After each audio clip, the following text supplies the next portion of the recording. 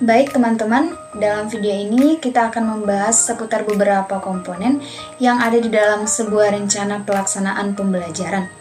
Namun, terlebih dahulu, kita perlu mengetahui apa yang dimaksud dengan rencana pelaksanaan pembelajaran itu sendiri. Rencana pelaksanaan pembelajaran atau yang lebih kita kenal dengan sebutan RPP merupakan pegangan yang dimiliki oleh setiap guru dalam mengajar di kelas. Di dalam RPP berisikan tentang beberapa rencana ataupun perkiraan yang akan dilakukan selama proses belajar mengajar nantinya. Adapun tujuan utama dari dibentuknya RPP yaitu untuk mempermudah atau memperlancar proses belajar mengajar sehingga nantinya dapat berjalan sesuai dengan yang diharapkan. Fungsi dari RPP yaitu sebagai acuan ataupun pegangan dari seorang guru dalam mengajar sehingga proses pembelajaran dapat berjalan secara efektif dan efisien. Selanjutnya, berikut ini merupakan beberapa penjelasan terkait komponen-komponen apa saja yang ada di dalam sebuah RPP. Jadi di sini saya akan menjelaskan tentang beberapa komponen-komponen rencana pelaksanaan pembelajaran.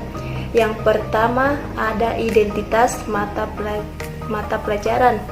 Jadi, identitas mata pelajaran meliputi satuan pendidikan, kelas, semester, program-program keahlian, mata pelajaran atau tema pembelajaran dan jumlah jam pertemuan. Yang kedua ada standar kompetensi. Standar kompetensi ini merupakan kualifikasi atau kemampuan minimal peserta didik dalam menguasai kemampuan sikap dan keterampilan yang diharapkan dicapai pada setiap kelas atau semester pada suatu mata pelajaran. Yang ketiga ada komponen kompetensi dasar. Jadi kompetensi dasar ini merupakan kemampuan yang harus dikuasai peserta didik dalam mata pelajaran tertentu sebagai rujukan penyusunan indikator kompetensi dalam suatu pelajaran. Nah, yang keempat, indikator pencapaian kompetensi. Indikator kompetensi adalah perilaku yang dapat diukur dan atau diobservasi untuk menunjukkan ketercapaian kompetensi dasar tertentu yang menjadi acuan penilaian mata pelajaran. Indikator pencapaian kompetensi ini dirumuskan dengan menggunakan kata kerja operasional yang dapat diamati dan diukur, yang mencakup pengetahuan sikap dan keterampilan. Yang kelima, tujuan pembelajaran.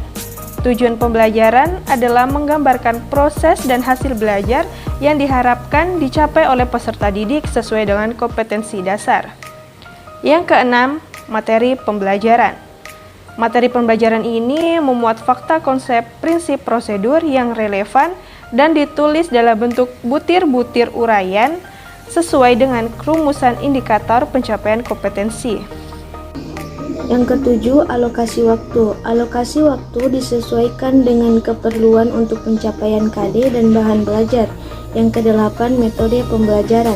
Metode pembelajaran yang digunakan guru hendaknya dapat menciptakan suasana belajar dan proses pembelajaran yang kondusif agar peserta didik mencapai kompetensi dasar atau seperangkat indikator yang telah ditentukan. Pemilihan metode pembelajaran disesuaikan dengan situasi dan kondisi peserta didik, karakteristik dari setiap indikator, dan kompetensi yang hendak dicapai pada setiap mata pembelajaran. Pembelajaran tematik digunakan untuk peserta didik kelas 1 sampai kelas 3 SD.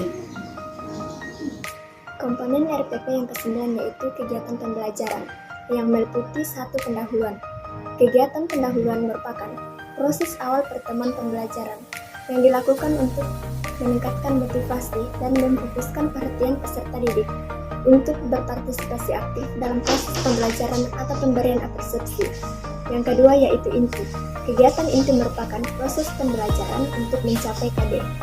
Kegiatan ini dilakukan secara interaktif, empirik, menyenangkan, menantang, serta memotivasi peserta didik untuk berpartisipasi aktif, serta memberikan ruang yang cukup bagi praksara, kreativitas, sesuai dengan bakat dan minat, serta perkembangan fisik dan psikologis peserta didik. Kegiatan ini dilakukan secara sistemik, melalui proses eksplorasi, elaborasi, dan konfirmasi.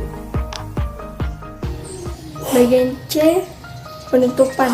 Penutupan merupakan kegiatan yang dilakukan untuk mengakhiri pembelajaran yang dapat dilakukan dengan rangkuman atau kesimpulan, penilaian dan refleksi, umpan balik dan tindak lanjut. Bagian D, penilaian hasil belajar.